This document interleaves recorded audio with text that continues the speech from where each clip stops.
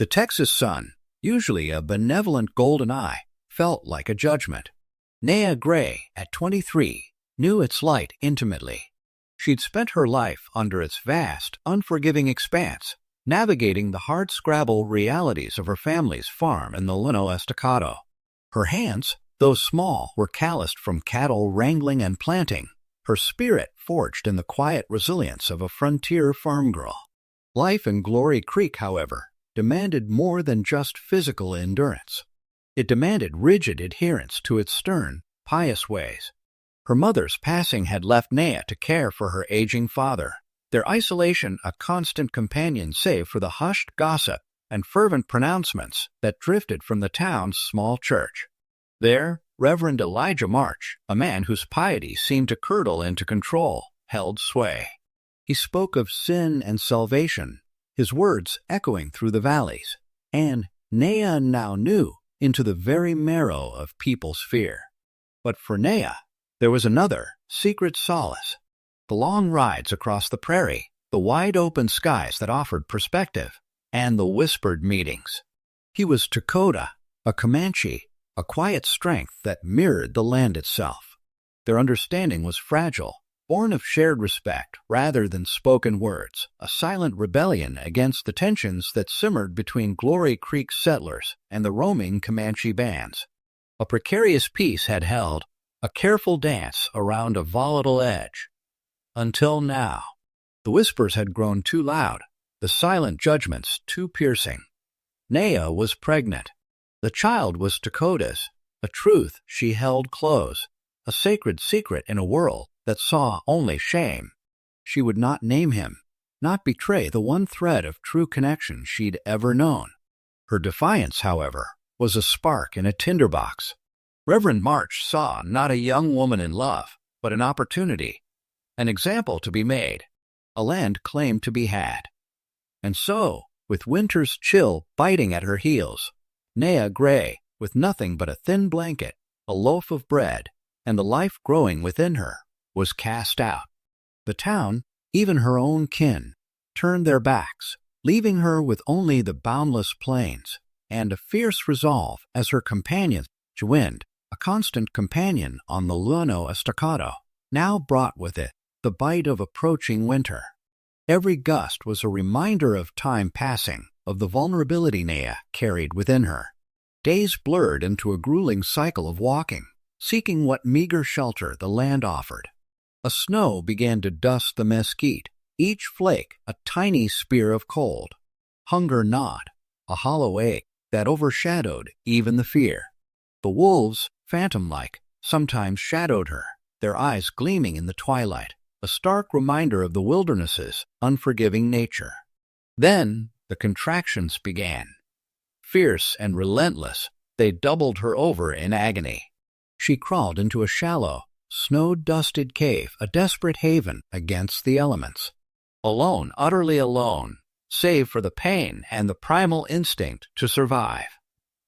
Tea was there, amidst the biting cold and the ancient whispers of the earth, that Naya brought life into the world. A fragile cry pierced the silence of the wilderness. A boy.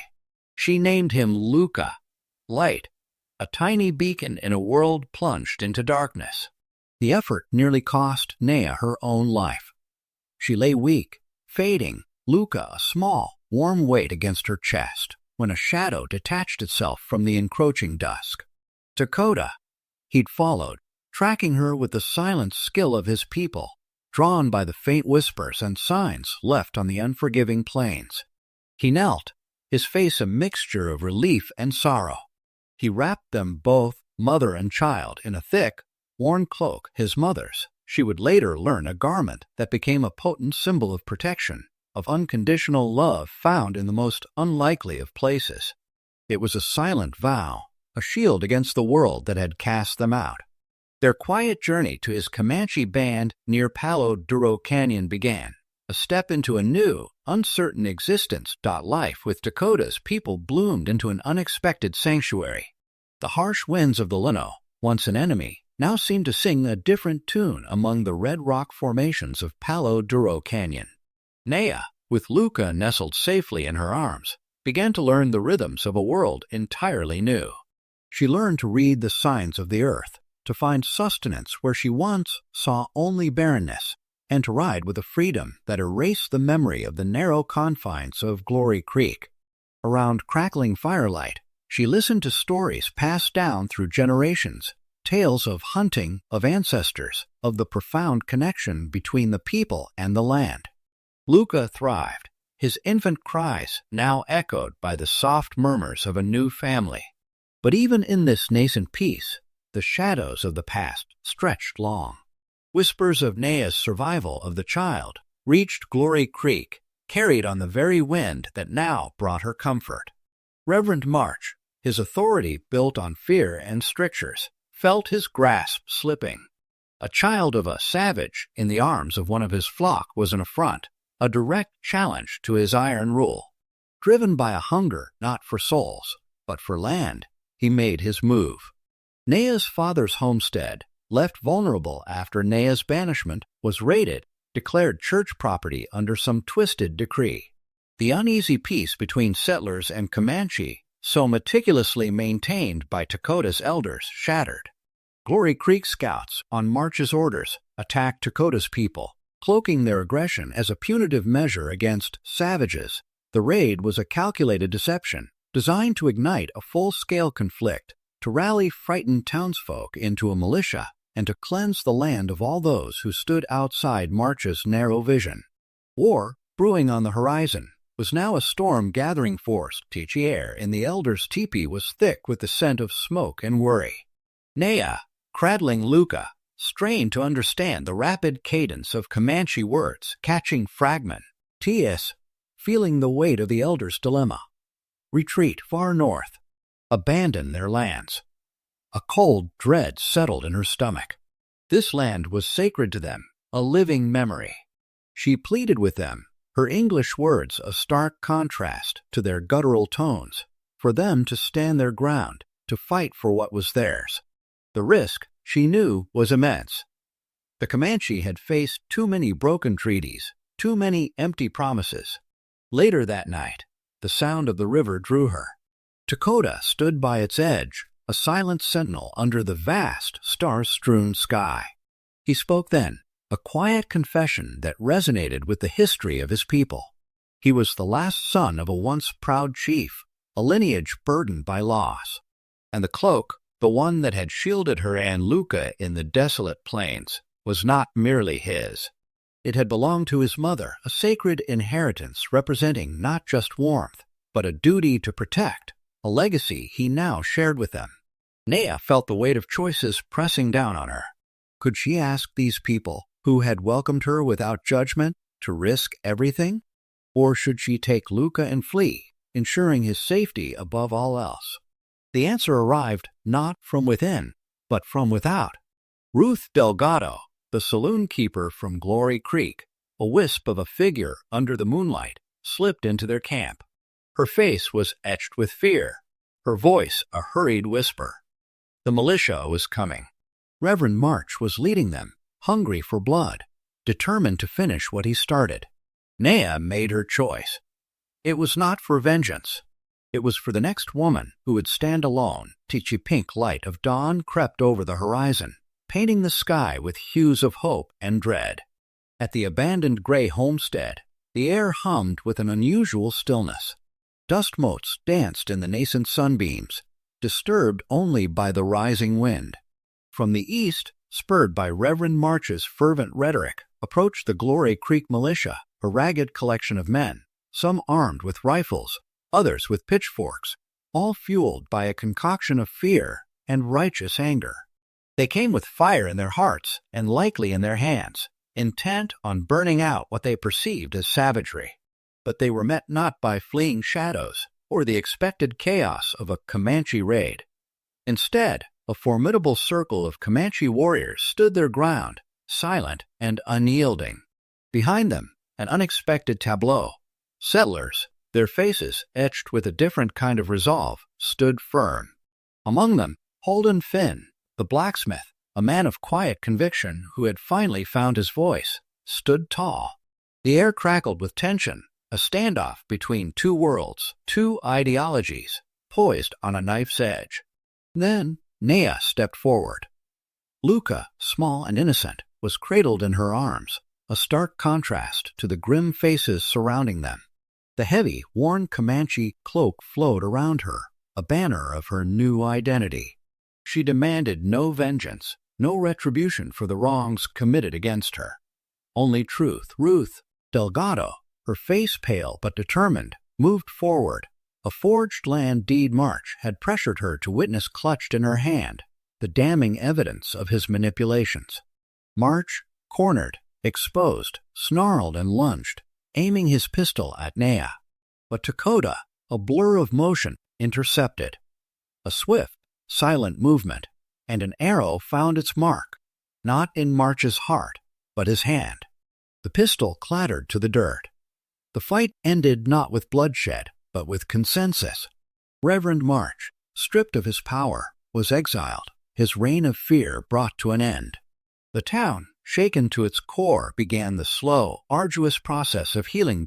With March exiled and the truth unveiled, the dawn over the Grey homestead became a canvas for a new beginning.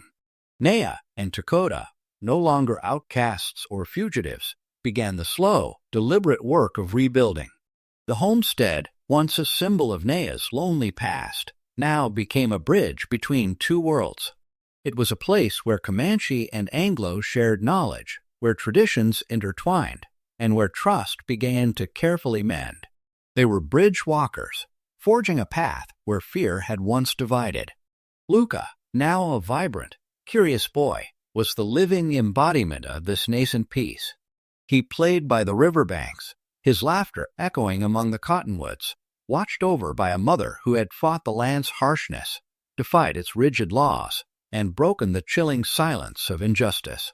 She had endured, not just for herself, but for the legacy she was building. Holden Finn, the blacksmith, a man now unburdened by guilt, emerged as Glory Creek's new voice of reason. He dedicated himself to mending the fractured trust between settlers and native peoples, working tirelessly to foster understanding where misunderstanding had once reigned. The town, though scarred by March's tyranny, was slowly, tentatively healing, moving toward a future built on shared humanity rather than inherited prejudice. As dusk settled, painting the vast canyon in fiery hues of orange and purple, the wind whispered ancient tales. On some nights, if the wind was just right, it still carried the sound of a baby's first cry, a faint echo across the plains. A cry of survival, of hope, a cry wrapped in the enduring warmth of a warrior's cloak. A testament to a love that had defied all boundaries and forged not just a family, but a legacy. Teachee Comanche elders spoke in hushed, urgent tones, their faces grave in the firelight. Naya, listening from the periphery of their council, pieced together enough to understand retreat. The wise ones, seeing the encroaching tide of settlers and the escalating provocations, advised moving their people far north, abandoning these ancestral lands to avoid further bloodshed. Naya's heart ached.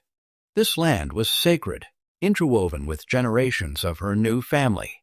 She longed to plead for them to stay, to stand, but the risk to Luca, to Dakota, to this fragile haven was immense.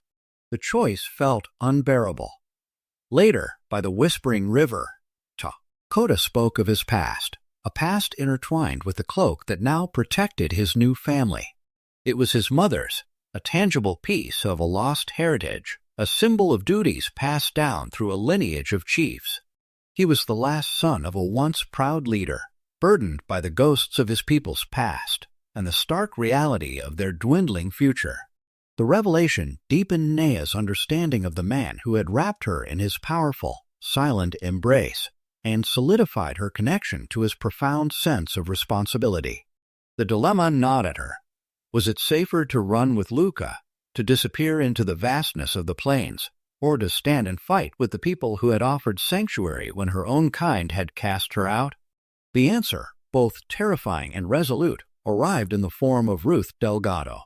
The saloon keeper, her face pale and her eyes wide with fear, risked everything to slip through the night and deliver a desperate warning: the militia was coming. Reverend March, consumed by his greed and his self-righteous fury, intended to cleanse his world, starting with her. Naya's breath caught. She would return, not for vengeance, but to stand for the vulnerable, for the next woman who might find herself cast out and alone. The decision was made. Not one of vengeance, but of fierce protection. Naya, with Dakota and a chosen company of Comanche warriors, rode towards Glory Creek. Their journey was swift and silent, a blur across the familiar plains that now mirrored the uncertainty within her. They found the abandoned gray homestead, a desolate shell of its former self, waiting for the impending confrontation. On the fateful morning, the rising sun cast long, ominous shadows. The Glory Creek militia, led by a fervent Reverend March, approached the homestead. They expected to find fleeing savages, a terrified woman, and an easy victory. What they saw instead stopped them dead in their tracks. A circle of Comanche warriors stood their ground, rooted like ancient oaks, their bows drawn, arrows nocked, and behind them, a sight that shattered March's carefully constructed narrative, a contingent of Glory Creek townspeople, their faces grim, no longer swayed by the preacher's fear-mongering. Among them, strong and resolute, stood Holden Finn, the blacksmith, a man who had finally chosen a side. Naya stepped forward, Luca nestled securely in her arms, the worn Comanche cloak billowing gently around her in the morning breeze. Her voice, though soft, carried across the tension-filled space. She demanded no revenge for the suffering inflicted upon her, only the truth.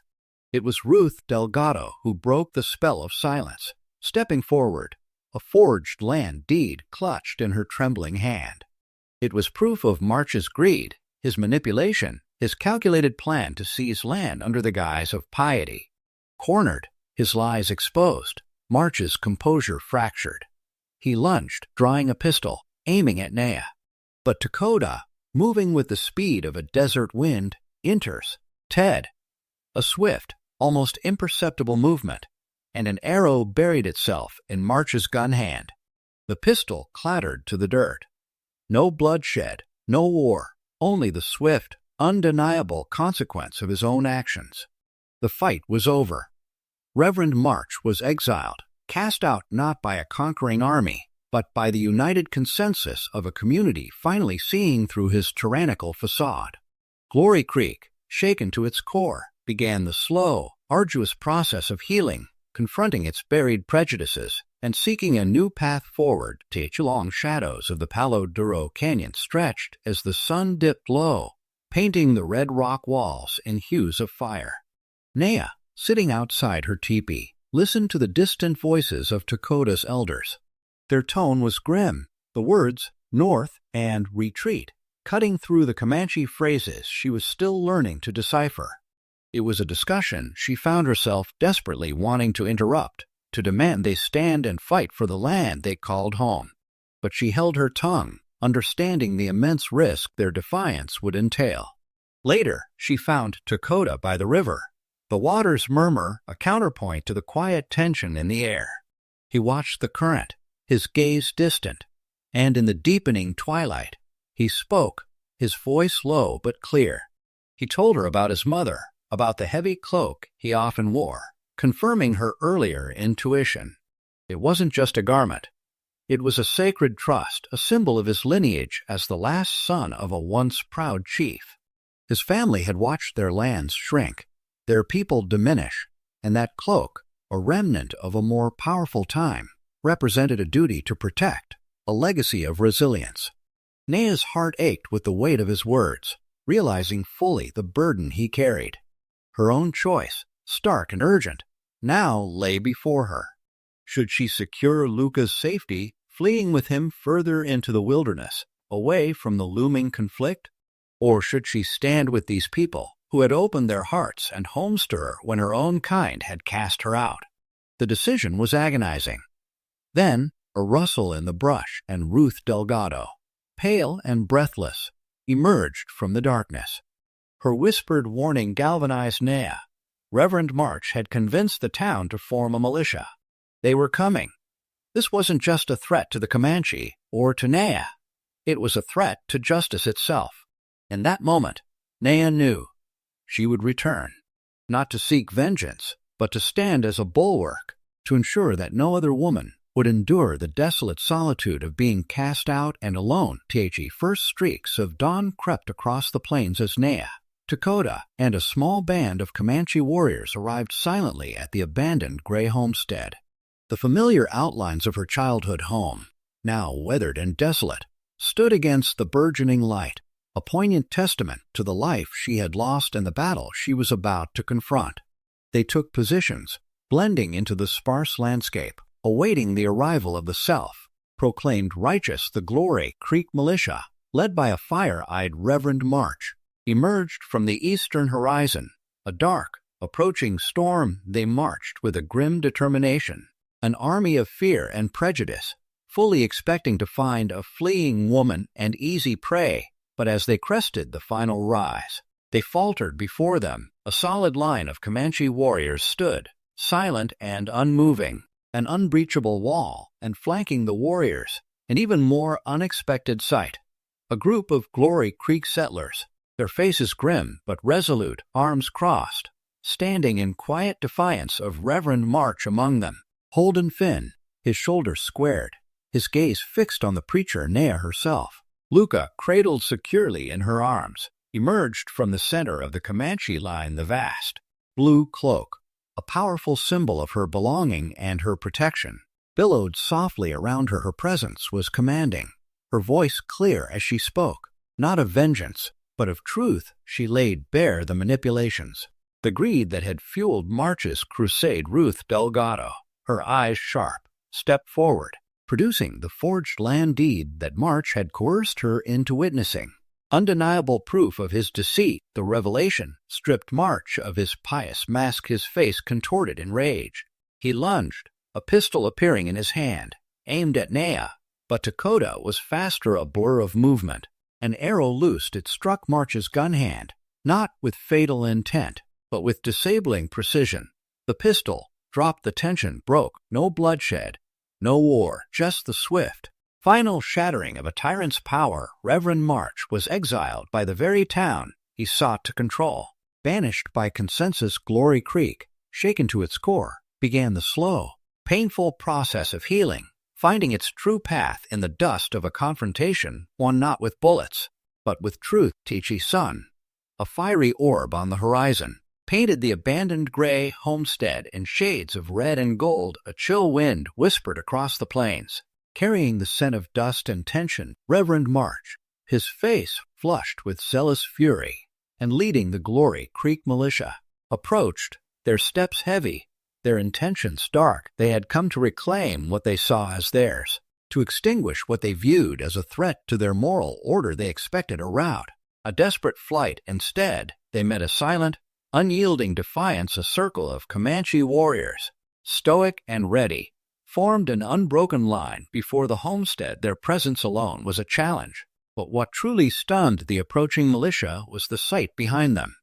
A gathering of Glory Creek settlers. These were not the fearful, easily swayed townsfolk March had relied on. Their faces were etched with a newfound resolve, no longer willing to be pawns in his cruel game among them. Holden Finn stood tall, his presence a quiet rebuke to the preacher's tyranny. Then, emerging from the center of the Comanche line, stepped Naya. Luca, a tiny, vibrant life, was cradled again. Her, the heavy, dark blue Comanche cloak, a symbol of her journey and her belonging, billowed around her. Her eyes held no fear, only an unbreakable strength. She spoke, her voice clear despite the distance, not demanding vengeance, but truth. The air crackled. Ruth Delgado, her small frame radiating immense courage, stepped forward, a crumpled, damning document in her hand, the forged land deed March had forced her to witness. The evidence of his deceit hung heavy in the air. March, his power unraveling, lost control. He lunged, a sudden, desperate movement, raising a pistol toward Naya. But Dakota, swift as the desert wind, intercepted. In a blur of motion, an arrow found its mark, not in March's heart, but precisely in his gun hand. A gasp, a clatter as the pistol fell to the dust. The fight, teetering on the edge of bloody conflict, ended without a single bullet fired. March, his tyranny exposed, was exiled, banished not by force, but by the will of a community finally awakened. The town, shaken and humbled, began the arduous journey towards healing, a path that led away from fear and toward understanding. Tatechi's sun dipped below the horizon, painting the vast Texan sky in fiery hues of orange and purple. At the Grey homestead, now reborn, the scent of wood smoke mingled with the earthy aroma of the plains. Naya and Dakota stood side by side, their silhouettes against the dying light, not as outcasts, not as fugitives, but as bridge walkers. They were building a new life, a place where two disparate cultures could meet, understand, and perhaps even thrive together.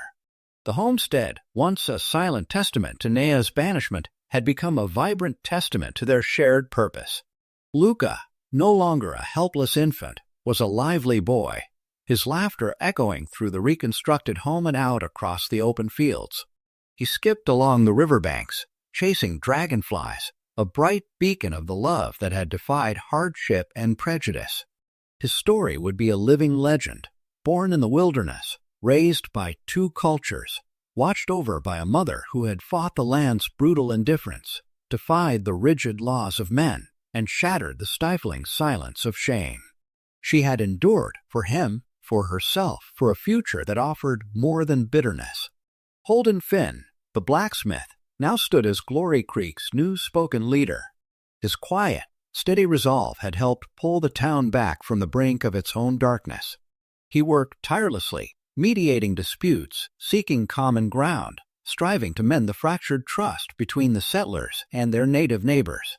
The town, chastened by the events, slowly shed its fear and suspicion, beginning to heal from the deep wounds inflicted by March's tyranny. As the final light faded from the sky and the stars began to fleck the velvet blackness, a voice, soft but clear, resonated over the land.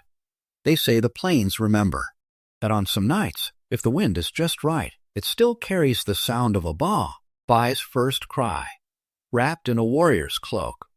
It was a whisper of history, a poetic echo of the enduring spirit of life, love, and the bridge is built where once there were only divides. Perhaps some bridges are built with blood, but others, like Naya and Dakota's, are built with love. Texas sky, vast and unyielding, felt like a silent witness. Naya Grey, at 23, knew its many moods intimately. She'd spent her life beneath its immense canvas, toiling on her family's modest frontier farm in the harsh beauty of the Llano Estacado. Her hands, calloused and strong, bore the marks of a life defined by sun up to sundown labor, raising cattle after her mother's passing. Naya possessed a quiet strength, a headstrong nature, and a fierce compassion, though she remained, perhaps, too naive to the brutal laws of power and shame that governed the West Texas frontier in 1872.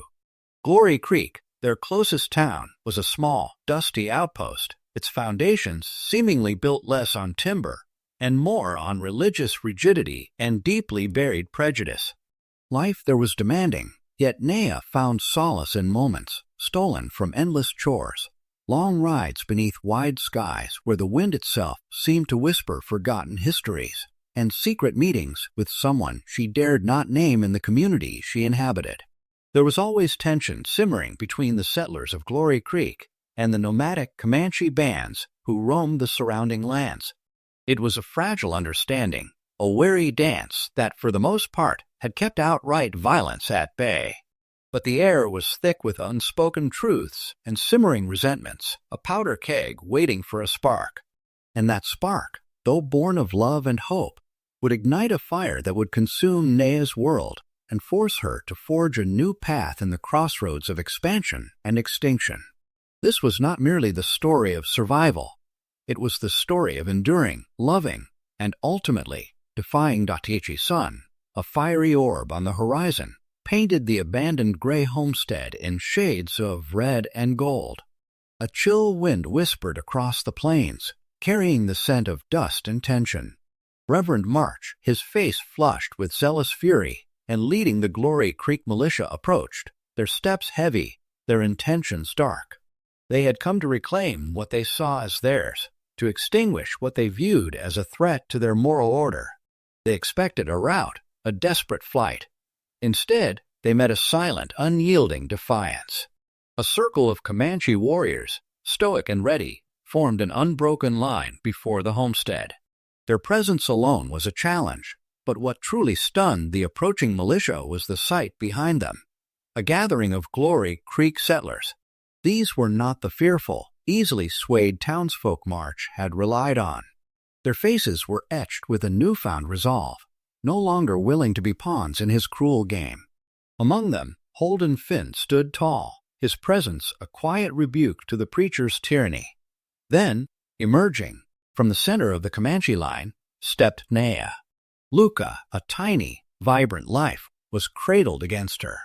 The heavy, dark blue Comanche cloak, a symbol of her journey and her belonging, billowed softly around her. Her eyes held no fear, only an unbreakable strength. She spoke, her voice clear despite the distance, not demanding vengeance, but truth. The air crackled. Ruth Delgado, her small frame radiating immense courage, stepped forward, a crumpled, damning document in her hand, the forged land deed March had forced her to witness. The evidence of his deceit hung heavy in the air. March, his power unraveling, lost control. He lunged, a sudden, desperate movement, raising a pistol toward Naya. But Dakota, swift as the desert wind, intercepted. In a blur of motion, an arrow found its mark, not in March's heart, but precisely in his gun hand. A gasp, a clatter as the pistol fell to the dust. The fight, teetering on the edge of bloody conflict, ended without a single bullet fired. March, his tyranny exposed, was exiled, banished not by force, but by the will of a community finally awakened. Glory Creek, shaken and humbled, began the slow, arduous process of healing, finding its true path in the dust of a confrontation won not with bullets, but with truth.